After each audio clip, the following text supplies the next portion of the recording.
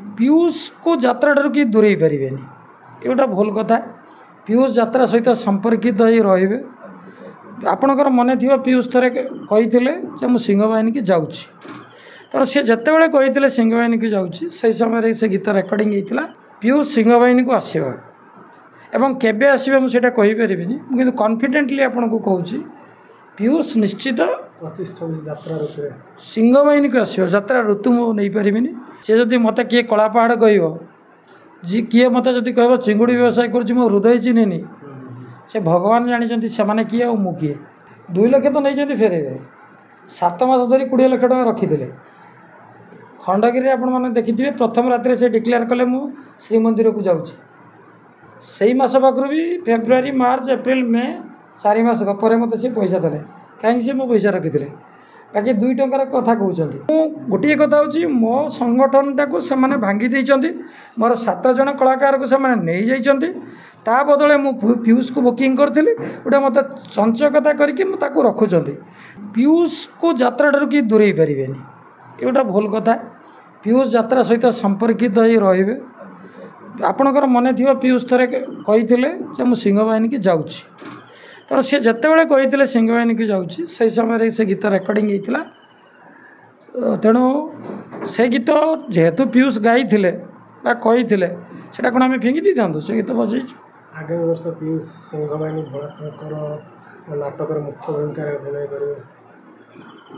आगामी वर्ष कथा तो मुझे कहीपरि किंतु मुझे आपण मानक कहीपरि पीयूष सिंहबाहिनी को आसवा एवं केबे आसवे मुझे कहीपरि कि कन्फिडेंटली आपन को कहूँ पीयूष निश्चित 25-26 यात्रा ऋतु सिंहबाहिनी को आसो यात्रा ऋतु मु नहीं पारिनी से समय काली हो पारे 3 मास पर हो पारे 6 मास पर हो पारे बा वर्षे पर हो पारे किंतु सिंहबाहिनी को पीयूष आसवाटा हूँ फाइनाल। आपण ना कलाकार मैंने अभियोग आणुंट बहुत प्रकार जोटा कि आम कहीपर नहीं कहना से मैंने जब 4.5 कोटी लोक आगे कहींपारे आप जन सांबादिक हिसाब से पचार किसी असुविधा ना आप कहतु आम समस्ते आम शालीनता भितर रो जोटा कि आपण क्या हृदय बाधा देकी आम ये करें जोटा कहते प्रकृति कौन आप मन में कष्ट आसेनी कष्ट न आसिले आज्ञा कहीं घंटाटे कही था खाली मु तो आज्ञा मीडिया ठार बहुत दूर थी कि बहुत दिन धरी मु कहीं कहली जब कलाकार जदि मो बापा उठेब काली मो पाखु यू खाऊला सी जदि मत किए कला पहाड़ कह जी किए मत जदि कह चिंगुड़ी व्यवसाय कर हृदय चिन्हनी से भगवान जानी से मैंने किए और मु किए मन कष्ट न आसते कहीं मुझे खाली सांबादिक सम्मेलन लिखी था यही देखुं कार्यव्यस्तता भितर मु बालेश्वर जाइए सांबादिक मान डाक मोर अभिप्राय कहीं कही था मन में बहुत दुख जो है मत जो जड़े विधर्मी मुसलमान सजाई दिगला मत जो मो बापा को नहीं कथा उठिला मु न कही था केमती कौन भाव सरल निरीह आक्षेप कहीं से भावुं मुझे किसी करें से मोर सब क्षति करदे किंतु सर्वोपर से जानी ना जहाँ को भगवान रखिए ताको कहीं मनीष मारी पार 13 तारीख यात्रा ऋतुर शेष है सिंह आमर सूर्य मंदिर रे पीयूष जो रही डांस ग्रुप पिला कथार कहले जदि मालिक मैंने राजी होंते मु जो 24-25 सूर्य मंदिर कार्यरत रही और मालिक मैंने राजी हेले मो 25-26 सूर्य मंदिर कार्य करी किंतु आम देखुचु पीयूष भोलाशंकर नाटक भी डिक्लेयर कर आगामी वर्ष दर्शक मान पीयूष भेटी कौन देवे दर्शक मान पीयूष कहे आगामी वर्ष पीयूष दर्शक मान कौन देवे से कथा पीयूष ही बेस्ट कहीपर मुझे कह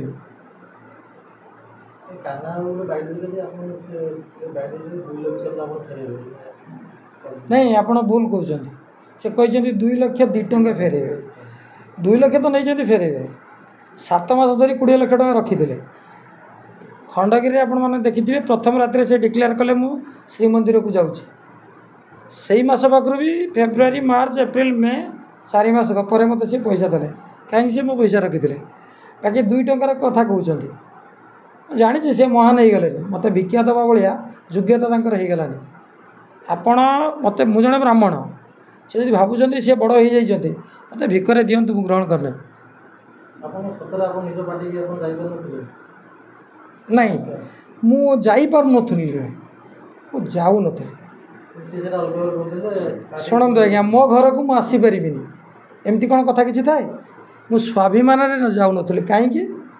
ସେ କଥା ମୋ ମ୍ୟାନେଜର ମାନେ କହିଛନ୍ତି। ମୋର 200 କଳାକାର ମାନେ ଯେତେବେଳେ ଖାଇବେ, ଚୁଲିରେ ରୋଷେଇ ହେଉଥିଲା ବେଳେ ଯେଉଁ ଅହଙ୍କାରୀ ମଣିଷଟେ ଯାଇକି ଚୁଲିରେ ପାଣି ଢାଳି ଦେଇପାରେ, ମୁଁ ସେ ପାଟିରେ ଯାଇ କ'ଣ କୈଫିୟତ ଦେଇଥାନ୍ତି? ସିଏ କ'ଣ ଚାଲାକି କରିଦେଇଥିଲେ? ସେ ଭାବୁଛନ୍ତି ନିଜକୁ ଚାଲାକ। ମୋ ପାଖରୁ ବର୍ଷକର ପଇସା 65 ଲକ୍ଷ ନେଇଯାଇଥିଲେ। ମୁଁ ମୁହଁ ପିଟେଇଥିଲି, ସିଏ ପଳେଇ ଯାଇଥାନ୍ତେ। 200 ଅନ୍ୟ କର୍ମଚାରୀ ଘରେ ବସି ଯାଇଥାନ୍ତେ, ସିଂହ ବାହିନୀ ଘରେ ବସି ଯାଇଥାନ୍ତେ। ସେ ଏହି ପ୍ରକାର ଚାଲାକି କରିଥିଲେ। କିନ୍ତୁ ମୁଁ ଭାବିଲି ଏ ସମୟରେ ମୁଁ ନିରୁତ୍ତର ରହିଯିବା ଉଚିତ। ଆଉ ସିଏ ଯେଉଁ କହିଥିଲେ ମାଲିକ ସାଙ୍ଗରେ ମୁଁ କୁଆଡ଼େ କହିଛି ମୋତେ କାନ ଯିବା ପାଇଁ ଦେଉନି, ଏଇଟା ମିଛ କଥା। ଆପଣ ଯେକୌଣସି ମାଲିକକୁ ପଚାରିପାରିବେ, ଏ ଗୋଟେ ପ୍ରାୟୋଜିତ କାର୍ଯ୍ୟକ୍ରମ। ସିଏ ବର୍ତ୍ତମାନ ଯେଉଁ କଥା କାଲି ମୁଁ କହିଛି, ସିଏ କ'ଣ କରୁଛନ୍ତି? ତୋଷାମୋଦ କରୁଛନ୍ତି। ଆପଣ ଗୋଟେ ବର୍ଷ ତଳର ଯଦି ତାଙ୍କ ବାଇଟ୍ ଦେଖିବେ, ସେ ବି ମୋତେ ଏଇଭଳିଆ ଟେକୁଥିଲେ। କାଲି ଯେମିତି କାଳିଆ ବାବୁଙ୍କୁ ଜଗନ୍ନାଥଙ୍କ ସହିତ ତୁଳନା କଲେ, ସେମିତି ମୋତେ ବି ବହୁତ ଭଲ ମଣିଷ, ବହୁତ ବଡ଼ ମଣିଷ, ବହୁତ କଥା। ତେଣୁ ଅଭିନୟ କରୁଥିବା କଥାଟାକୁ ସେ ତାଙ୍କ ସାମାଜିକ ଲାଇଫ୍ରେ ବି ସେଇ ଅଭିନୟ ଭଳିଆ କଥା କହୁଛନ୍ତି।